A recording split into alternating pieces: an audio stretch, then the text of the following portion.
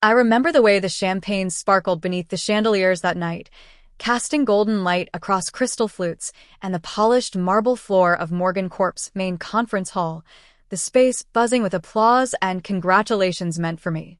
I had worked for months preparing the acquisition strategy that brought the firm record profits. That evening was supposed to be mine.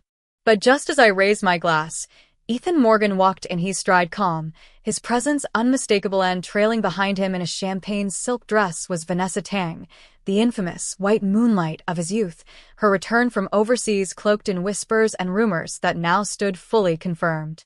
The moment they entered, the crowd quieted, unsure if they were witnessing a business maneuver or a lover's reunion. I stood still, my expression betraying nothing, though my grip on the stem of my glass tightened until the cold seeped into my bones. Then, in front of the entire executive board, junior analysts, and even the press, Ethan turned to me and said with the same distant civility one might use when dismissing a temp, "Natalie, I need you to clear out your office by Monday. Vanessa will be taking your space." No explanation. No acknowledgement of everything I'd done. Only that she needed my office and he had made his choice. My lips curved into a perfect smile as I nodded. The bitterness caught somewhere between my throat and my pride, and I toasted to them both, then slipped away before anyone could ask what the hell just happened. What they didn't know, what Ethan never cared to consider, was that I had already submitted my resignation that morning. A quiet email directly to HR, signed and sealed. What Ethan also didn't know was that Carter Holdings' biggest competitor had been courting me for weeks with offers that came dressed, not in roses, but in the sharp suits of real recognition. So when I walked into my office the next day, I didn't pack with the hesitancy of the demoted. I moved with the certainty of someone who had already decided to burn the bridge and never look back. I was wrapping the last of my personal files when the receptionist called me. Her voice was hesitant, cautious. "MS. Shaw, Mr. Morgan said there's still garbage in your office you haven't taken out. He asked that you return to clear it." Garbage. That was the word he used. I walked back into the office I had practically lived in for 4 years, only to hear Ethan's voice through the cracked door, soft, coaxing. "Vanessa, don't be upset. She'll come in later and throw away everything. I'll make sure she does." When I pushed the door open, they both looked up. Vanessa was perched delicately on the edge of her desk, and Ethan stood beside her, hand on her back as if shielding her from the embarrassment of my presence. My eyes swept across the space like a laser. "You want the garbage gone?" I said coolly, walking in. "Don't worry. I'll take care of all your trash." I picked up the small succulent plant I'd cared for on my desk, the one Ethan once said made the room feel alive, and placed it in a box. Vanessa approached with a syrupy smile, curling her hand around my wrist. "Let me help you, MS. Shaw." Her nails dug in like talons, precise and practiced. I winced and shook her off, hard. She stumbled, lost her balance, and in a moment that felt both too slow and too fast, she crumpled to the ground, dragging my plant with her. The pot shattered. Dirt and ceramic exploded across the floor. Ethan rushed forward, not to me but to her. "Vanessa," he shouted, gathering her like something precious that might break. Then, without hesitation, he shoved me hard, and I hit the floor. My palm split open against a jagged shard. Blood bloomed instantly, hot and red. "Pick it up," he snapped. "Pick up every damn piece, Natalie." I stared at him, stunned, my hand bleeding, my ears ringing. "Who the hell do you think you are?" I whispered. "I'm not your maid." But he dragged me by the arm, his grip iron. "You will apologize to her. Right now." I laughed a low, bitter sound. "You want me to bow, Ethan?" "3 times, he said coldly. "And say you're sorry." So I did. With blood-stained hands, trembling from pain and rage, I bowed to Vanessa Tang 3 times. "I'm sorry," I said, not because I meant it, but because I wanted to remember this moment when I burned everything down. Outside, people whispered. Some pitied me. Most enjoyed the show. I picked up each shard of my broken plant with bare hands, fingers slick with blood and soil. When it was done, I walked through the gawking crowd with my head high. But before I could leave, someone called after me. "MS. Shaw, President Morgan wants you to stay." I should have kept walking. I should have laughed and thrown my resignation in his face. But I stayed. Not for him. For her. Because Vanessa Tang, smiling with crocodile tears and faux innocence, said she wanted to work together to improve the company. And that was enough for HR to quietly withdraw my resignation and assign me to her. Her assistant. Ethan didn't even flinch when he said it. If not for Vanessa, he said, smug from behind his desk, you'd have been fired. She's kinder than you deserve. You should be grateful. Help her. Support her. Be useful. My jaw ached from clenching my teeth. I thought back to the nights I stayed in that damn office until 3 a.m. Building pitch decks, proofreading contracts, protecting his interests. I was the one who helped him secure the chairmanship when the board doubted him. I was the reason he even had this company to play king in. And now, I was his secretary's secretary. Vanessa turned toward me, all soft voice and painted innocence. MS. Shaw, I don't know what I've done to make you dislike me, but I really hope we can be friends. I wanted to tear the silk scarf from her neck and scream, but I smiled and said, of course. After all, I wasn't done yet. Ethan came by her office daily after that, bringing her coffee, her favorite macarons, sometimes even fresh flowers. Every time he did, she made sure I saw. Once, she ordered food from a high-end restaurant I'd begged Ethan to try with me last year. He told me then it wasn't appropriate to be seen dining together. But he had no problem going with Vanessa. I brought you something too, Ms. Shaw, she said, setting the food in front of me with a smug smile. I heard you wanted to try it. My fingers twitched, but I stayed still. Don't disappoint, Yun, she whispered, her breath cold against my ear. I shoved the food back. We tussled over it for just a second, and somehow the box tipped over, spilling across her designer dress. Oil stains bloomed like blood. Ethan stormed in like a man avenging an empress. How long do you plan to bully her? He shouted. Vanessa cried into his arms like a shattered doll. I just wanted to be nice. She threw it at me. He didn't even look at me. You'll wash that dress. By hand. Return it cleaned. Got it. When I finally stumbled out of the room, gossip was already circling like vultures. Did you hear? Guess she's not the secret girlfriend after all. Shame. She's pretty, but you know what they say, beauty fades, power stays. I didn't cry. I just picked up the remains of the lunch and whispered to myself, it's just a show. But even I didn't believe that anymore. Not really. I didn't expect the necklace to betray me. It shimmered against my collarbone, delicate, silver, studded with a cascade of tiny diamonds. Ethan once clasped around my neck as he whispered, I'll love you forever. I had believed him. Stupidly. Naively. Until the salesgirl behind the glass counter smiled, her voice casual as she tapped through their purchase log. Oh, I remember this one. Your boyfriend bought the matching earrings and this necklace for another woman too, same day. I think her name was Vanessa? My throat went dry. My fingers instinctively traced the chain, suddenly heavy, suddenly foreign. I stared at the display of luxury, of shiny lies and marketed romance, while her words echoed. That couple looked perfect. He even asked us to gift wrap both pieces. We rarely get men that thoughtful.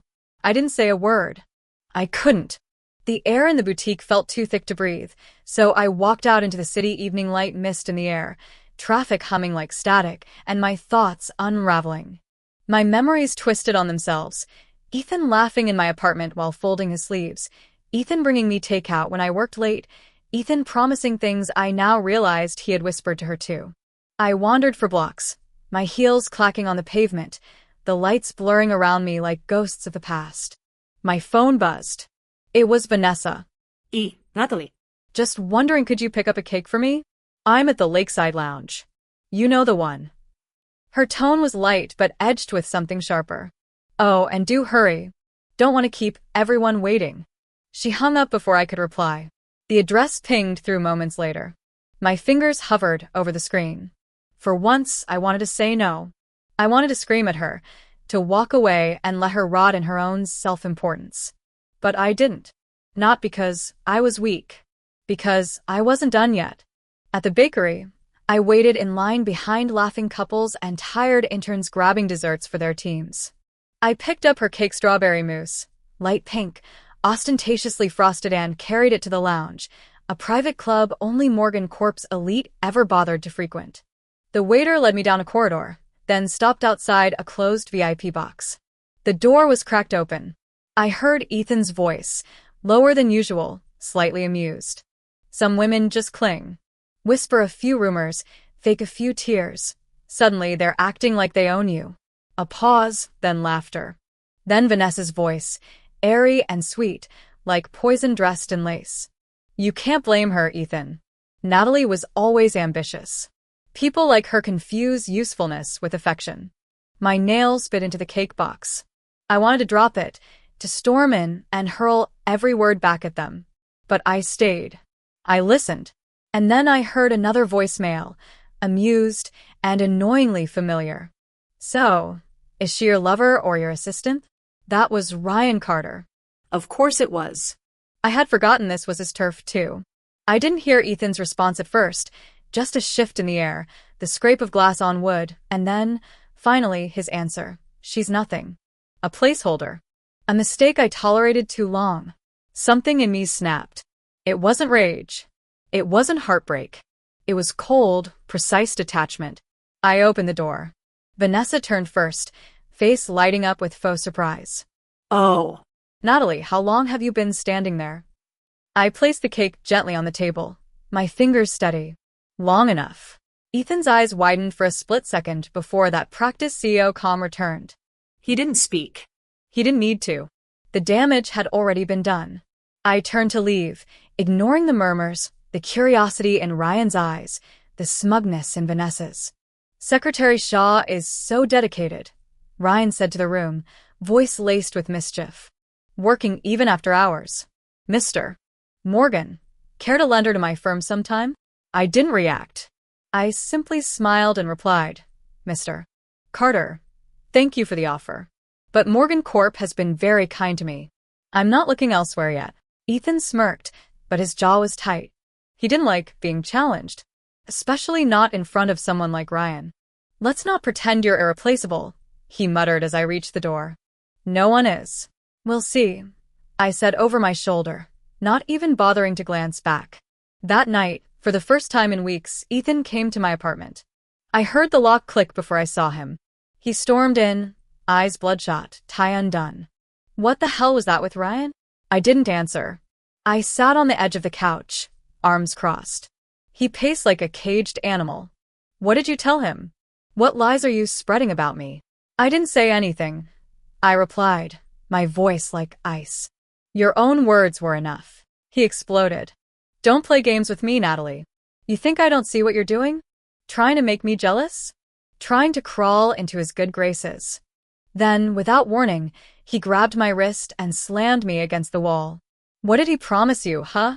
A promotion? Money. His hands tightened, and I gasped, choking on my own fear.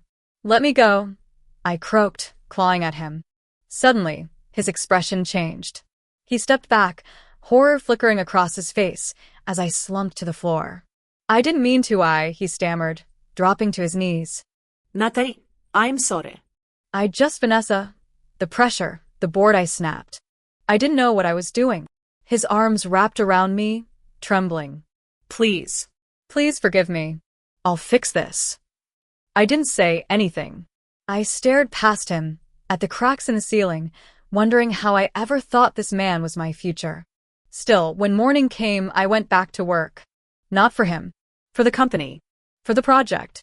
The bidding war against Carter Holdings was heating up, and Morgan Corp needed a win. Ethan, ever the strategist, assigned Vanessa and me to co-lead the proposal for the upcoming grant and company contract. On paper, it was a joint effort. In practice, it was mine entirely. Vanessa treated the assignment like a decorative accessory.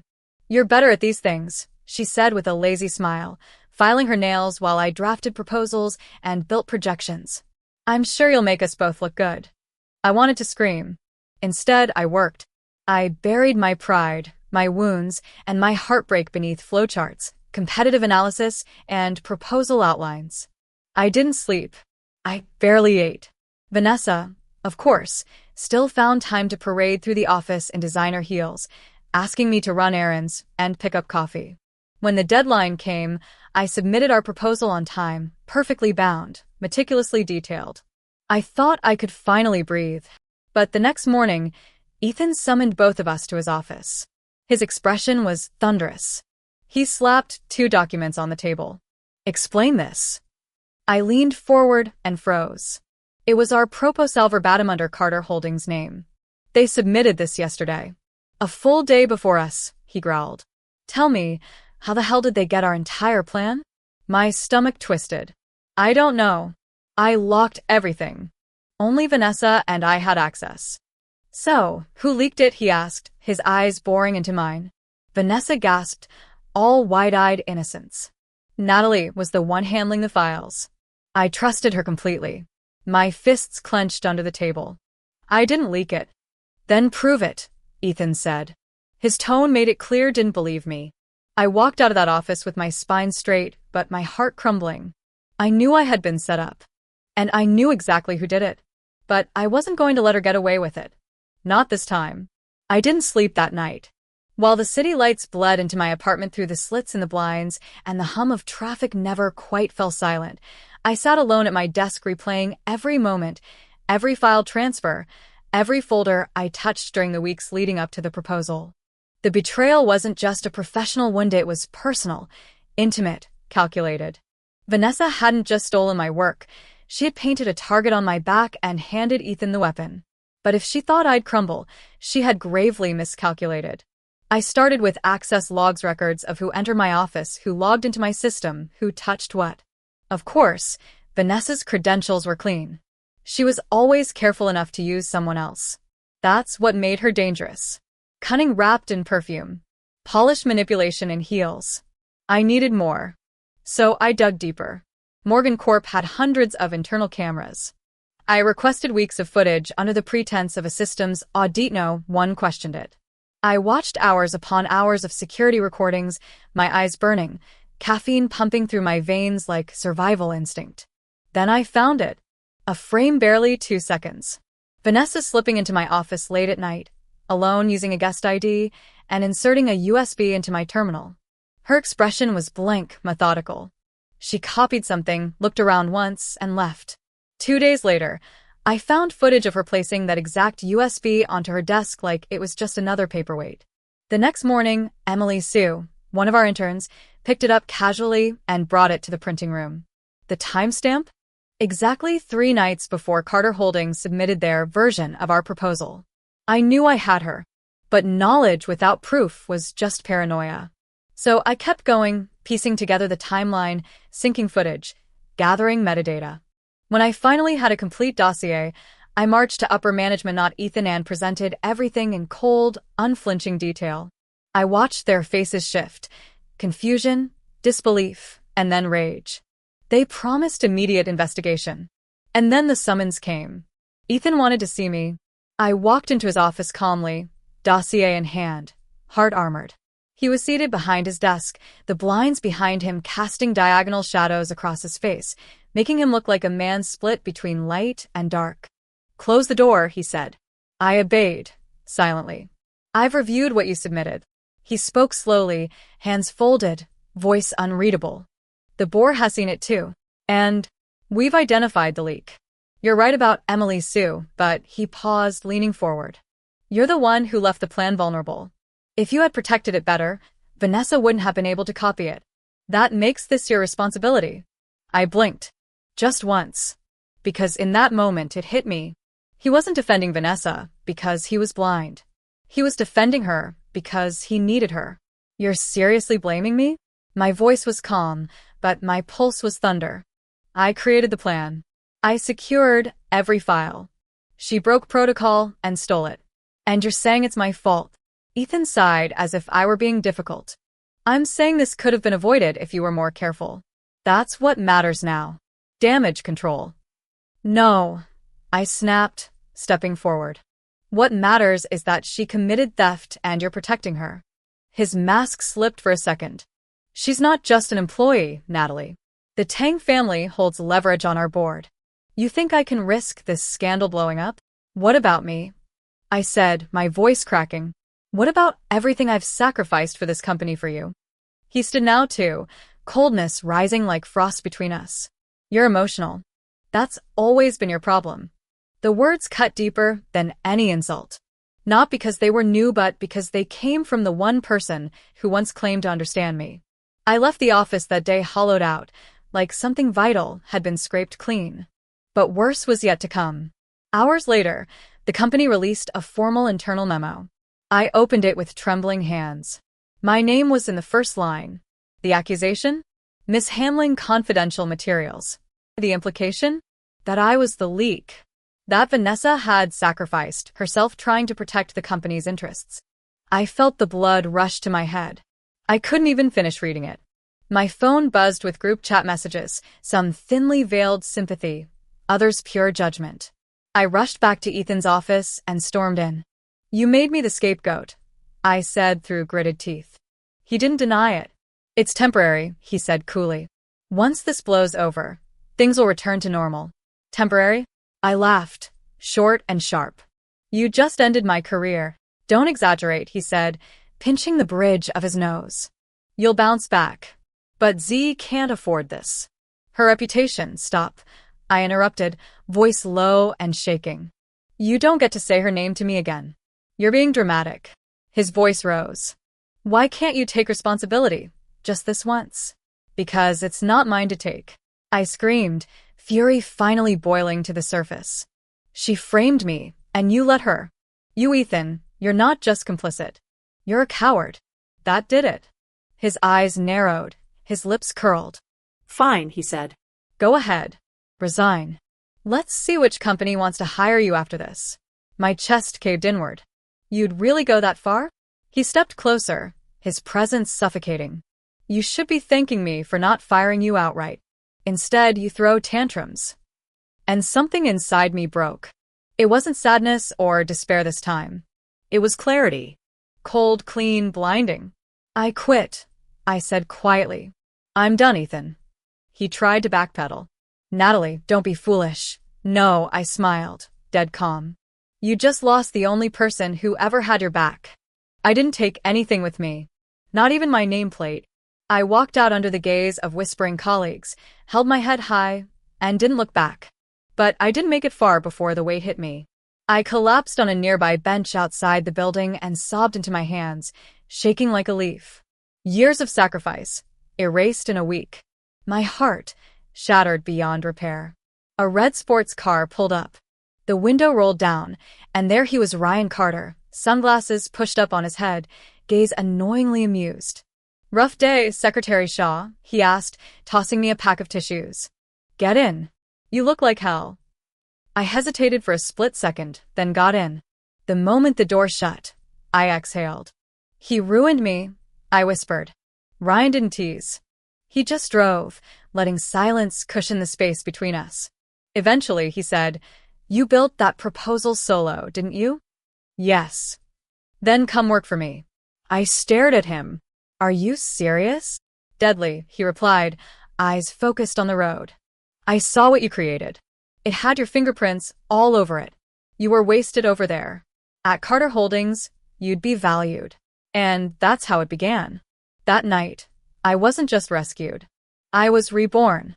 The elevator to Carter Holdings opened with a soft chime, and I stepped into a new battlefield dressed in a sharp navy blazer and tempered resolve. The air inside was different, faster, sharper, less indulgent, but oddly cleaner. Ryan didn't walk me in like some savior parading a trophy. He nodded and said simply, "This is yours to prove." I respected that more than any welcome banner. The office buzzed with movement. People moved quickly, spoke in low, efficient tones, typed without hesitation. "No pretenses. No empleas antries." It was exactly the kind of place where results whispered louder than names. I was introduced as the new project manager to a team that clearly hadn't expected an outsider, much less someone who, to them, probably looked like a disgraced former secretary with a scandal attached to her name. I saw it in their eyes, the doubt, the measured politeness, the passive resistance behind every smile. It didn't surprise me. Power was never granted freely. It had to be seized. I said little that first morning, preferring to observe. My new office was smaller than the one Ethan had given me, but it overlooked the city skyline, and more importantly, it was mine. No shared keys, No surprise guests. I stood by the window, watching the clouds crawl across the glass towers. For the first time in years, I breathed without permission. But peace was temporary. Challenges came quickly. My first project review meeting was a disaster in disguise. Half the team members came in late, some failed to submit prep reports, and a few barely made eye contact with me. One senior designer blatantly said, "We usually have our own way of running things. Managers don't usually interfere." My smile was cold. I'm not here to babysit egos. I'm here to win bids. If you want to run things your way, show me your numbers. Otherwise, sit down and take notes.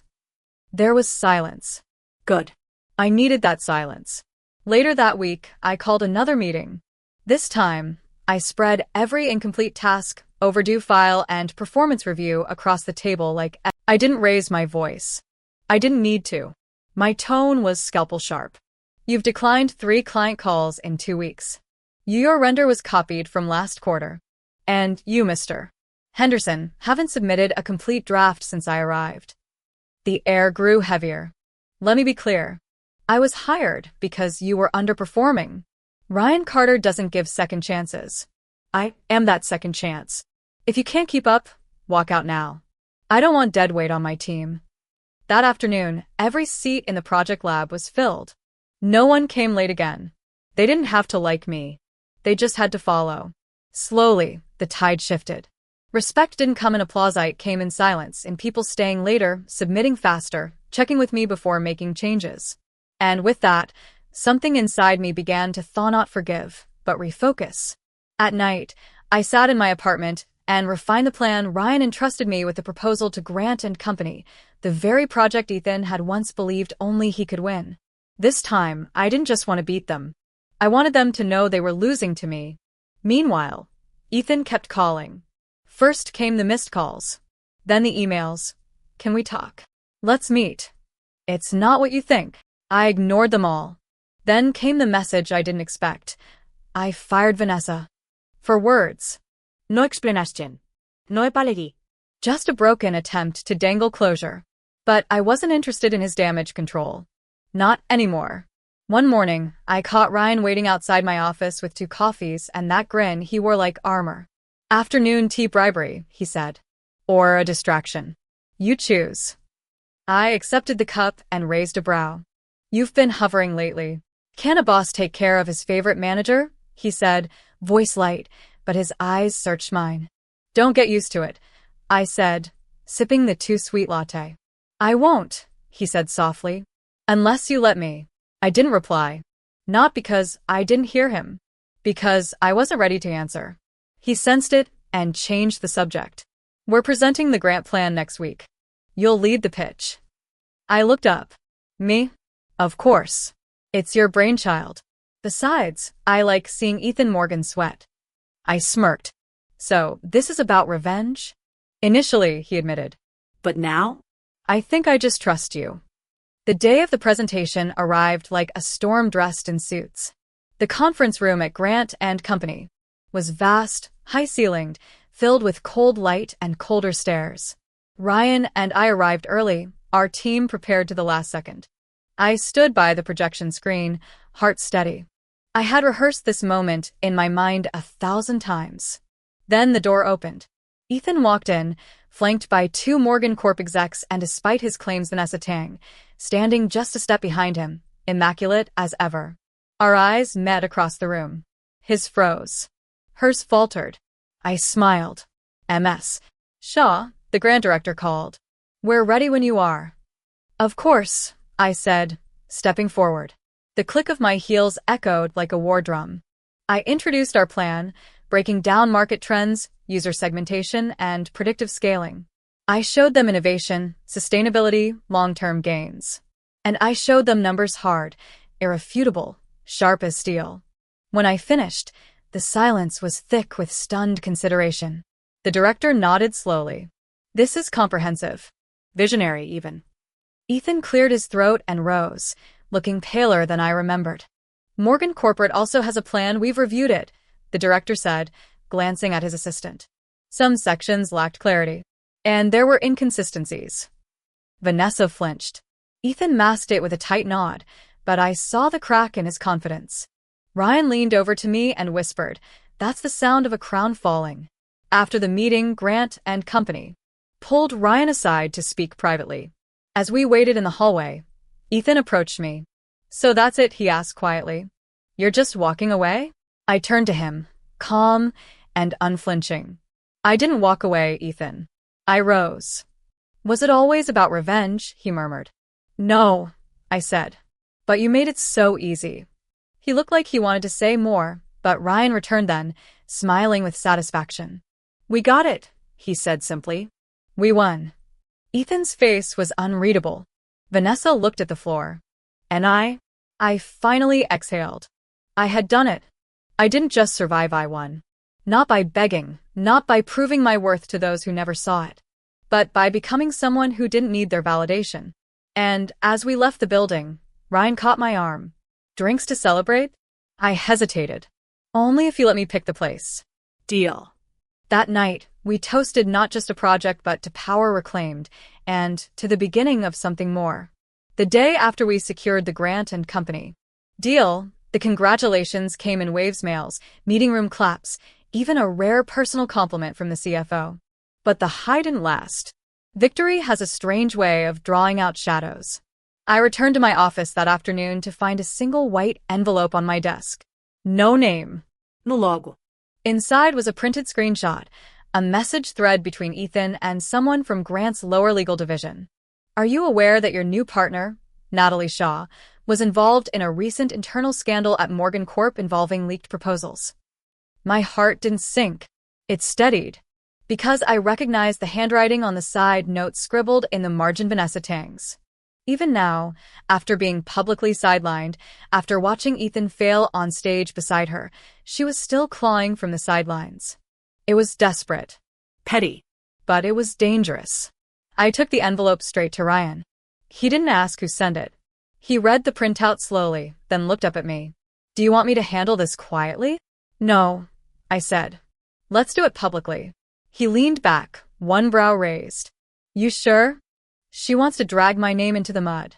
Let's show her what happens when you mess with someone who's already learned how to breathe down there." The next morning, I walked into our press briefing with full confidence. Ryan's PR head was ready with talking points, but I waved them away. I spoke calmly, clearly, and without apology. Yes, I was once blamed for a leak at Morgan Corp. The truth? I created the proposal that was leaked. I reported the actual culprit with evidence, and I was silenced to protect political alliances. If anything, it proves I know how to build something worth stealing. There were murmurs, then applause. A headline the next day read, "From Scandal to Strategy, How Natalie Shaw Turned Sabotage into Success." That should have ended it. But the past has a way of lingering like smoke in expensive fabric. Vanessa showed up in person 3 days later, outside Carter Holdings, screaming my name like a deranged ghost. Natalie, I need to talk to you." Security intercepted her, but not before I caught her eyes wide, frantic, mascara streaking like storm trails down her cheeks. She looked nothing like the composed viper who once cornered me with a box of overpriced food and whispered threats in my ear. She looked like a woman unraveling. "Tell her to leave," I said simply. But she didn't. She came again the next day. And the next. Until Ryan finally ordered her photo be added to the company's internal security blacklist. "Report immediately if she appears," he told reception. "And call me." Vanessa's fall from grace was loud, chaotic, unbecoming. And yet, part of me felt nothing. I didn't hate her. I didn't pity her. She was just a lesson I'd already learned. Ethan, of course, wasn't far behind. His messages returned, longer now, more heartfelt, or at least trying to be. "You were right. About everything. She's gone. I fired her for good. I should have chosen you. And finally, can we talk?" I stared at his name glowing on my phone screen. A year ago, I would have trembled with hope. Now, I only felt tired. I blocked the number without responding. That evening, Ryan drove me home. His driver had called in sick, and we'd worked late again. We didn't talk much in the car, just listened to jazz hum through the speakers and the soft clatter of rain against the windows. As we reached my apartment, he didn't turn off the engine. Natalie, he said finally, voice quieter than usual. You probably already know this, but when I hired you, part of it was spite. I wanted to see Ethan lose. I turned to him, unsurprised. I figured. But it stopped being about that. He continued, eyes locked on mine. Somewhere between the deadlines and late-night takeout, and watching you command rooms better than half my VPs, I started to actually care. About you. The silence thickened. I'm not asking for anything, he added quickly. Just honesty. I took a long breath, then smiled. A sad kind of smile that didn't quite reach my eyes. Ryan, I like working with you. You challenge me. You respect me. But I don't want to blur this. Because of Ethan? No, I said firmly. Because I'm not ready to give someone the power to break me again. He nodded slowly. Fair. He reached into the glove box and handed me a small wrapped package. What's this? Your bonus, he smirked. Technically. But open it later. I did. It was a pen. Simple, heavy, engraved. NS. Build your own empire. I sat on my couch that night, turning it over in my fingers. The irony didn't escape me. All those years I spent helping Ethan write his success, and now I held the pen. My pen. A week later, we received news that Carter Holdings was being considered for a major national expansion. The board wanted me to lead the strategy arm. It was everything I had worked for, and yet as I stood by the glass window of the new high-rise branch they were planning to hand me, I couldn't help but wonder, was power all I ever wanted? The question lingered. Not in regret, but in curiosity. I didn't have the answer yet. But, for the first time, I wasn't afraid of asking it. The morning of my promotion ceremony arrived with a kind of eerie calm. The city outside the hotel windows looked silvered by mist, and the reflection of the skyline in the glass gave the illusion that the world was hovering between two versions of itself, one real, one waiting. I stood in front of the mirror, adjusting the lapel of my tailored blazer, feeling the silence of the room pressed gently against my back like the weight of everything I'd overcome. Carter Holdings was naming me Director of Strategic Operations, and with it came a new floor, a new team, and a contract that placed me in the upper 10% of corporate salaries nationwide. Power, influence, and the freedom to shape things not as someone's assistant, not as someone's secret, but as a name that carried its own weight. And yet I couldn't stop thinking about how the higher you rise, the lonelier the view becomes. At the ceremony, Ryan stood beside me with a kind of pride that was quieter than applause, steadier than speeches. You earned this, he said, offering his hand. I shook it and smiled, but a part of me wondered if he could sense the hesitation beneath the confidence. I had climbed out of a burning house, rebuilt myself from ashes, and now I was here successful, admired, envied but also cautious. Scarred. I delivered my speech with poise, careful inflection, and a crisp brevity that kept the press satisfied. I thanked the board, the team, even Ryan. But I didn't thank the past. Because some ghosts don't deserve closure, they deserve silence. After the event, while the crowd dispersed into champagne and murmurs, I slipped away to the rooftop terrace. The air was cool, tinged with the scent of city steel and early spring. I watched people below moving like currents, flowing without pause, and wondered what version of Natalie Shaw they imagined they knew. Behind me, footsteps. I didn't need to turn around to know it was Ryan. Running from your own party? He asked, settling beside me at the railing. Just breathing, I said. It gets harder the higher you climb. He didn't speak for a moment. Then, you don't have to be alone up here. I turned to him slowly. Is that a proposition? No, he said. It's a promise. That if you ever decide to let someone in again, I'll be here. Not as your boss. Just as me. His voice held no pressure. Just patience. I looked at him, not the CEO, not the competitor to Ethan, but the man who had stood beside me, never ahead, never behind. Ryan, the words tangled, hesitant. He smiled. You don't have to answer now. Then he stepped back, giving me space. Respecting the battle, I was still quietly fighting within myself. Later that week, I received a letter. Not an email. Not a message. A handwritten letter, delivered to my office by courier. The envelope had no return name, but I knew the handwriting. Ethan's. I stared at it for a long time. Days, actually. I kept it in my drawer, unopened. It wasn't fear that kept me from reading it. It was disinterest. The same kind of disinterest you might feel toward a book you used to love, but now know better than to revisit. Eventually, I tossed it into the shredder. Let the past become paper dust. I had more important things to focus on. My first major responsibility was leading a merger proposal with an international logistics firm. It was high risk, high reward, and every detail mattered. I worked with my new team closely, many of whom had been skeptical of me at first but were now warming, not because I demanded their loyalty, but because I earned their trust. I stayed late, not out of obligation, but out of hunger. Not for approval. For achievement. For legacy. One evening, long after the rest had left, I stood in the office kitchen nursing a lukewarm tea when Ryan walked in. He wasn't wearing his usual armor, just a dark t-shirt, sleeves pushed up, tired eyes. "You live here now?" he teased. I smirked.